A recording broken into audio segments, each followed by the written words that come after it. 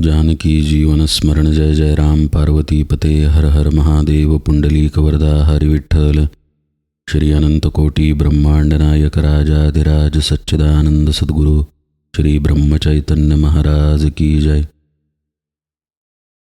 श्री महाराजांच्या सेवेमध्ये आपण दासबोधाची उजळणी पाहतोय. दशक 7 समास 7 सुरू आहे. साधन प्रतिष्ठा सांगताना समर्थ आपल्याला परब्रह्माच्या स्थितीमध्ये कसं शिरता येतं आणि कसं राहता येतं हे शिकवतायत.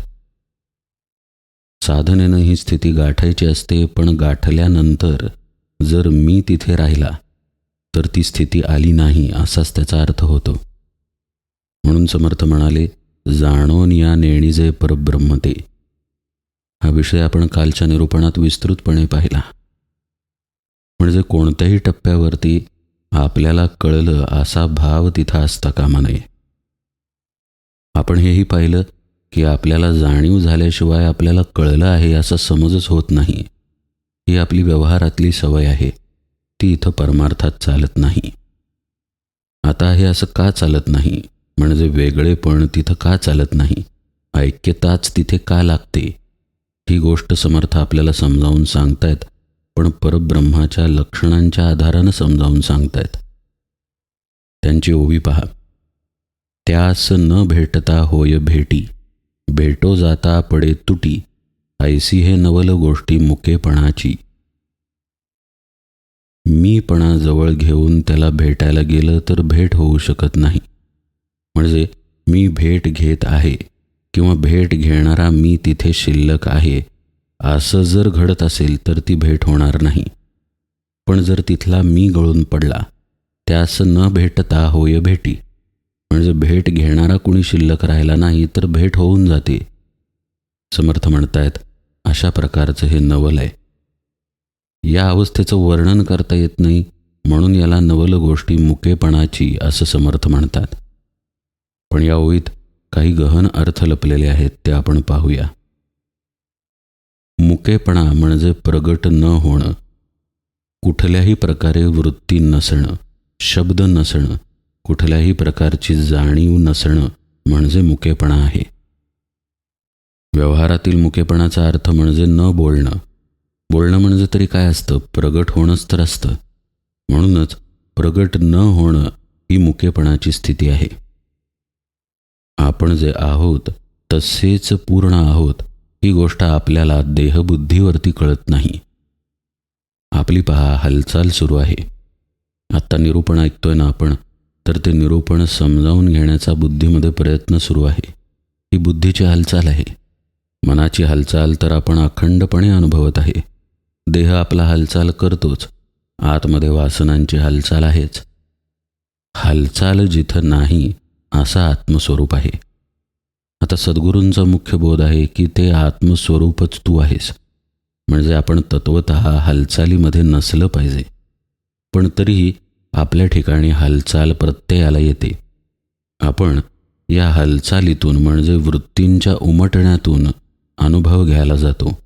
कुठलीही गोष्ट पाहतो, ऐकतो, कोणत्याही गोष्टीला समजून घेण्याचा प्रयत्न करतो. म्हणजेच अनुभव ही गोष्ट जीवाला चिकटलेली आहे. आत्मस्वरूपाच्या बाबतीत असं आहे की ते सत्तारूपानं आहेच आहे, साक्षात आहे. म्हणजे ते कुठून आणायचं नाही, कुठूनही ते येणार नाही आणि कुठेही ते जाणार नाही आहे. आपली मात्र ये जा चाललेली आहे अनुभवांमध्ये. पहा, आत्ता निरूपण ऐकण्याचा अनुभव येतोय की नाही. निरूपण संपल्यानंतर निरूपण ऐकण्याचा अनुभव संपेल, आपल्याला दुसरा अनुभव यायला लागेल. डोळ्याला आत्ता काहीतरी दिसतंय, पण तो अनुभवही टिकणार नाही. नंतर दुसरं काहीतरी आपण डोळ्यानं पाहू, दुसरं काहीतरी ऐकू, दुसऱ्या ठिकाणी जाऊ, दुसऱ्या गोष्टींचा विचार करू. म्हणजे एका गोष्टीतून दुसऱ्या गोष्टीत अनुभवानं आपण जात आहे, येत आहे. अशा पद्धतीची ये जा आत्म्याच्या ठिकाणी असत नाही. तो आहे तसा आहे. म्हणून त्याला आपला मी बरोबर घेऊन ओळखायला गेलं तर त्याची भेट होत नाही. पण मी टाकून जर आपण तिथे पोहोचलो तर आपोआप त्याची भेट घडते. आता एकच प्रश्न शिल्लक राहतो की मीपणा टाकून त्याला भेटायला जायचं कसं. भेटायला जाणं जेव्हा जेव्हा घडेल तेव्हा मीपणा तिथं असणारच आहे. आणि इथेच खरी वर्माची खूण लपलेली आहे. मीपणा टाकला गेला की त्याला जाणण्याची प्रक्रियाच संपून जाते आणि तो आपोआपच भेटतो. आपण पूर्वी निरूपणात एकदा गोष्ट पाहिली आहे पहा. गोकुळामध्ये भगवान श्रीकृष्ण लीला करायचे. यशोदा मातेला अत्यंत त्रास द्यायचे. यशोदा माता रागानं त्यांच्या मागे धावायची की तुला आता धरते, बांधते आणि जरा फटके मारते. पण भगवानच ते मातेच्या हाती लागायचे नाहीत. पण जेव्हा ती थकून बसायची तेव्हा मात्र भगवान मागून येऊन मिठी मारायचे. भगवत प्राप्तीचं मोठं मर्म या कथेमध्ये लपलेलं आहे. आपली हालचाल जोपर्यंत मीपणानं घडत असते ती मुख्यतः मीपणानंच घडते.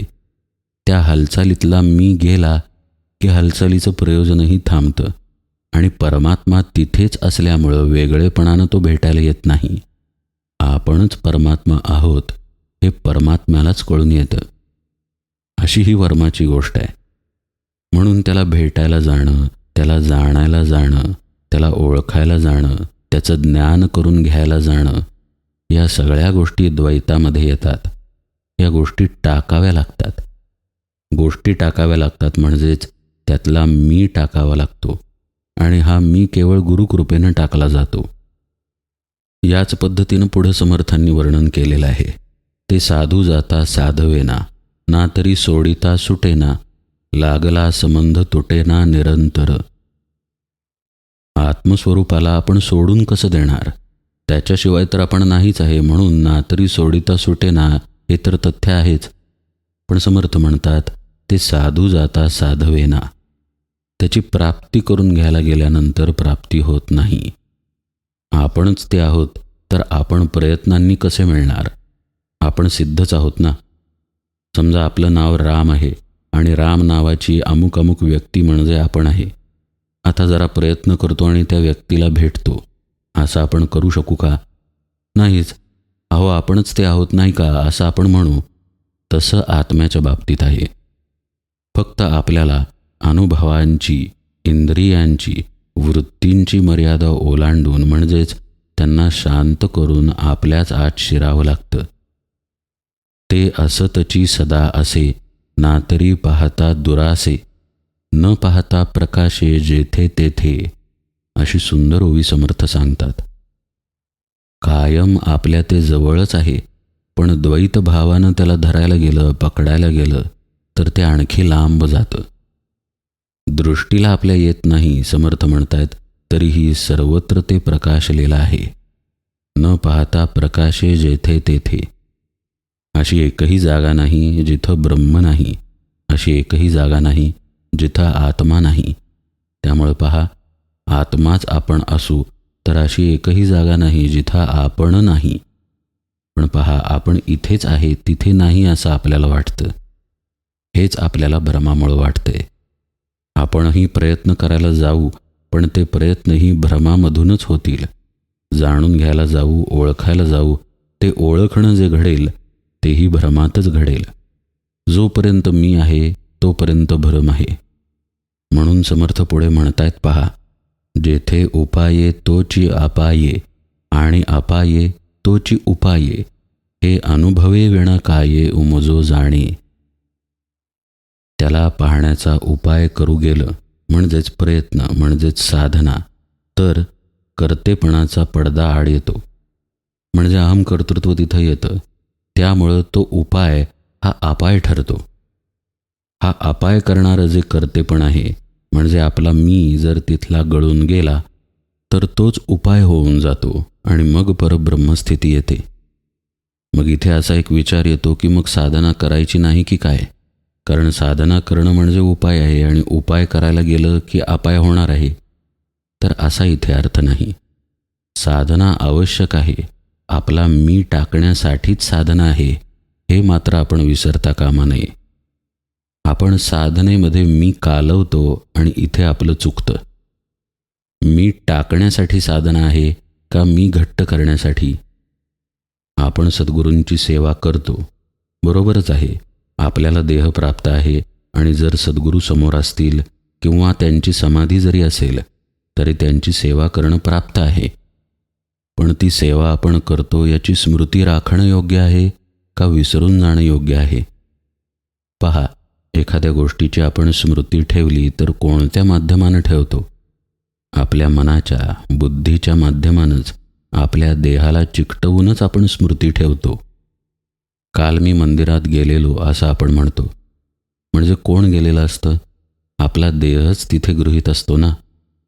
जर चैतन्य स्वरूपच असेल तर त्याला ये जा नाही आहे, त्यामुळे ते वेगळेपणानं तर जाणार नाही.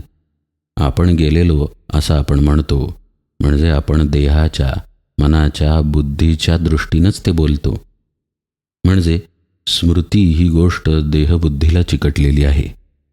मग सेवेची जर स्मृती आपण जपून ठेवली तर आपण सेवा केली का देहबुद्धीला जपून ठेवलं?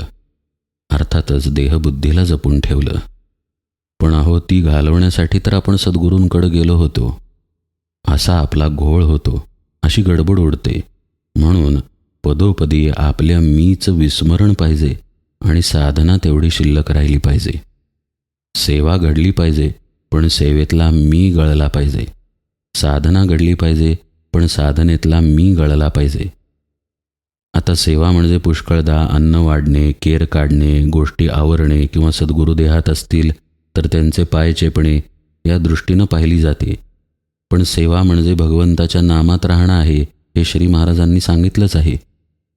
म्हणजे थोडक्यात सद्गुरूंनी जी साधना दिलेली आहे त्या साधनेमध्ये राहणे ही त्यांची खरी सेवा आहे. त्यामुळं सेवा ही बाह्य अर्थानं असेल, म्हणजे केर काढणे वगैरे, किंवा साधनेच्या अर्थानं असेल, कोणत्याही सेवेत मी नसला पाहिजे. तो मी आला की पहा, त्या सेवेची स्मृती अभिमान रूपानं आत शिरते. माझा अमुक अमुक कोटी जप झाला, मी अमुक अमुक वर्षे गोंदवल्याला जातोय, मी अमुक अमुक वर्षे सद्गुरूंकडे श्रवणाला जातोय, मी अमुक अमुक वर्षे ध्यान करतो, मी अमुक अमुक वर्षे अमक्या अमक्या सद्गुरूंच्या सेवेत आहे, वगैरे वगैरे. ज्याला आपण विसरायचं होतं तोच आपण घट्ट केला. याला म्हणायचं उपायाचा अपाय होणं. समर्थ म्हणतात, जेथे उपाये तोची अपाये आणि अपाये तोची उपाये. ज्या गोष्टीमुळे अपाय झाला तीच गोष्ट जर काढून टाकली, मी गळला की तोच खरा उपाय होऊन जातो. बाकी मी ठेवून जर उपाय करायला गेलं तर अपायच होतो. जाणीवेच्या दृष्टीनं पाहता साधनेमध्ये जर जाणीव रूपानं आपण शिल्लक राहत असू तर तो उपाय अपाय आहे. जाणीव जर गळून पडली तर तिथेच खरा उपाय आहे. म्हणजे समजा आपली नामाची किंवा ध्यानाची बैठक सुरू आहे. निर्विचार स्थिती हळूहळू यायला लागली, शांततेचा अनुभव आपल्याला यायला लागला. तरी पहा, आपल्याला शांत वाटत आहे, आता कोणताही विचार नाही, अशी जाणीव तिथे असतेच. ते साधनेतलं सुख घेण्यासाठी आपण पुन्हा पुन्हा मग प्रयत्न करायला लागतो आणि हा प्रयत्न आपल्या मीकडून आतून व्हायला लागतो. हा प्रयत्न करणारा मी गळून पडला पाहिजे. म्हणजे शांततेची, निर्विचारतेची स्थिती सहज आली पाहिजे आणि सहज टिकली पाहिजे. मी शांत झालो, मला आता कोणता विचार नाही असा विचार आला तर ती स्थिती भंग पावते. म्हणजे शून्याची जाणीव झाल्यानंतर शून्य स्थिती निघून जाते आणि तिथे पुन्हा वृत्ती तरंग येतात. इथं सावध राहून तसंच दीर्घकाल शून्य स्थितीत राहण्याचा अभ्यास करणं म्हणजेच अपायानं उपाय करणं आहे. पहा, शून्य स्थितीमध्ये विचार कोणताही नाही आणि विचार नसल्यामुळे तिथे शांती आहे. पण ही शांती मला मिळत आहे किंवा मी शांत स्थितीमध्ये आहे असा अभिमान जर तिथे शिरला तर आपण जो उपाय करत होतो त्याचा अपाय झाला. म्हणजे प्रयत्न करणारा देहबुद्धीचा मी तिथं पुन्हा आला. तो जेव्हा नसेल, म्हणजेच शून्य स्थिती दीर्घकाळ टिकत असेल तर तिथेच उपाय झाला. अशा प्रकारे साधनेत राहायचं आहे. आपल्या मीला विसरून साधनेत राहायचं आहे, तरच तो उपाय घडेल. पहा, श्री महाराजांचं निरूपणामध्ये अनेक वेळा आलेलं अत्यंत साधं सोपं पण तितकंच मार्मिक वाक्य. श्री महाराज म्हणतात, नाम घेता घेता आपण नाम घेत आहोत हे विसरून जावं. नामाला विसरून जावं असं श्री महाराज म्हणत नाहीत. नाम घेणाऱ्या मीचा विसर पडला पाहिजे. या मीचाच अपाय होत असतो आणि त्याचा विसर पडल्यानंतर या अपायाचाच उपाय होतो. समर्थ म्हणतात, हे अनुभवे विण काये उमजो जाणे. प्रत्यक्ष अनुभव आल्याशिवाय हे कळणार नाही. म्हणजे प्रत्यक्ष साधनेला बसावं लागेल. आत्ता निरूपणामध्ये हा विषय बुद्धीत कळला, पण त्याचा काहीही उपयोग नाही. डोळे मिटून सद्गुरूंनी सांगितल्याप्रमाणे ध्यानाला किंवा नामस्मरणाला बसलं पाहिजे. मग लक्षात येतं की आपलं मन किती लबाड आहे, किती प्रकारांनी आपल्या समोर ते उभं राहतं. विचार असतील, दृश्य असतील, अनुभव असतील, वृत्ती असतील, अनेक मार्गांनी ते आपल्या समोर येत राहतं. प्रत्येक वेळेला त्याला बाजूला करायचा अभ्यास केला पाहिजे, तर आपण आपल्या आत जी शांतता आहे तिथंपर्यंत पोहोचू. पहा, शेतामध्ये कुठे विहीर खणायची म्हणून माणसाला बोलवलं जातं. तो नारळ हातात घेतो किंवा काठ्या हातात घेतो आणि त्याच्या पद्धतीनं दाखवतो की इथं पाणी आहे. कळून काय उपयोग झाला? जोपर्यंत तिथं आपण खणणार नाही तोपर्यंत पाणी लागणार नाही.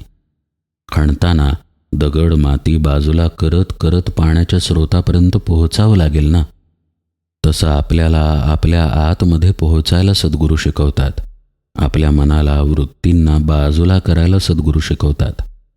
हे जर आपण प्रत्यक्ष केलं तरच आपल्याला अनुभव येईल आणि मग कळून येईल की कशा प्रकारे त्याला जाणायला गेलं तर तो जाणला जात नाही. मात्र जाणणारा मी गळला की तो आपोआप तिथे प्रगट होतो.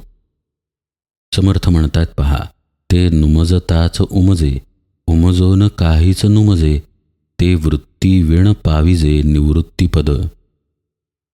न कळताच ते कळून येतं आणि कळतेपणानं कळत असेल तर ते कळलेलं नाही असाच त्याचा अर्थ होतो.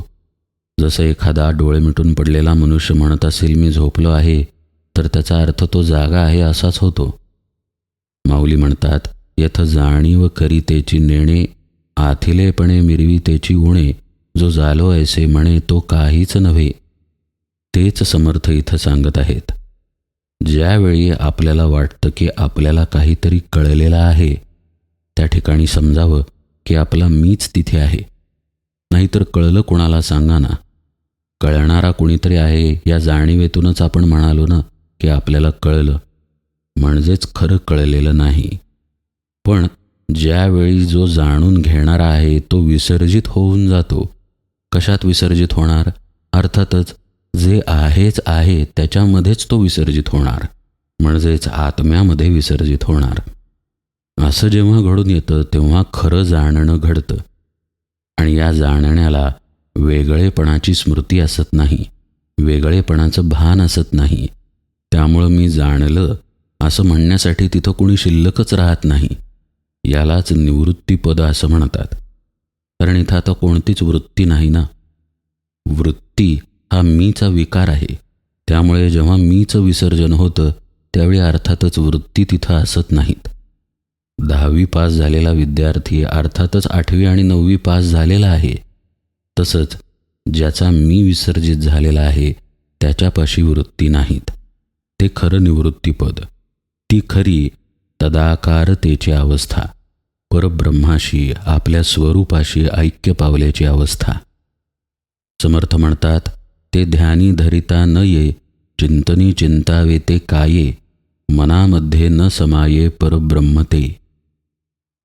असं हे परब्रह्म, असं हे आपलं आत्मस्वरूप ध्यानात आणता येत नाही, त्याचं चिंतन करता येत नाही, मनामध्ये ते मावत नाही. पण तरीही त्याच्या प्राप्तीचे प्रयत्न सद्गुरुपदिष्ट मार्गानं करायचे असतात, कारण त्याच प्रयत्नांमध्ये मी गळून पडेल. सद्गुरूंशिवाय केलेल्या प्रयत्नांमधून मी गळून पडणार नाही. आपला मी घालवण्याचं सामर्थ्य केवळ गुरुकृपेमध्येच आहे. त्यामुळे ही बाजू अशी आहे परमार्थाची, जिथं प्रयत्न मिथ्या आहेत असं तत्त्वज्ञानात्मक मांडलं जातं, पण प्रयत्न करावे लागतात सद्गुरुपदिष्ट मार्गानं. आपण तेच आहोत हे आपल्याला उमजावं यासाठी सद्गुरूंनी साधना दिलेली असते. आपल्याला उमजावं म्हणजे आत्म्यालाच आत्मा कळतो, त्यामुळं त्या स्थितीत आपण जावं यासाठी सद्गुरूंनी साधना दिलेली असते. तिथं साधनेला प्रयत्नाचे तर्क लावू नयेत की अहो तो प्रयत्नांनी जर साध्यच होणार नसेल तर साधना करून काय उपयोग, तो चिंतनात येत नाही ना, तो मनामध्ये सामावत नाही, मग त्याचं चिंतन मनन कसं करायचं आणि कशाला करायचं, जर तो मनाच्या पलीकडेच आहे तर हे सगळं करून काय उपयोग, असा तर्क मांडू नये. प्रक्रिया करत असताना तिथे मीचा विसर पडतो, हा गुरुपदिष्टा अनुभव आहे. म्हणूनच समर्थ म्हणाले, हे अनुभवे विण काये उमजो जाणे. त्यामुळं त्या मार्गानं जाऊन त्या अनुभूतीमध्ये आपण शिरावं, आपण आपल्याला विसरावं आणि केवळ ब्रह्मतदाकारतेच्या अवस्थेत स्थिर राहायला सद्गुरूंच्या मार्गदर्शनाखाली शिकावं. पण ते ब्रह्म कसं आहे हे सांगताना समर्थ म्हणतात, ते ध्यानी धरिता नये चिंतनी चिंतावे ते काये, मनामध्ये न समाये परब्रह्म ते. यापुढे समर्थांनी या परब्रह्माला कशाचीच उपमा देता येत नाही हे समजावून सांगितलेलं आहे आणि पुढचाही विषय प्रतिपादन केलेला आहे. तो सर्व भाग उजळणीमध्ये आपण यथावकाश पाहूया. आज मात्र निरूपण सेवेला इथेच विराम देतो. जानकी जीवन स्मरण. जय जय राम.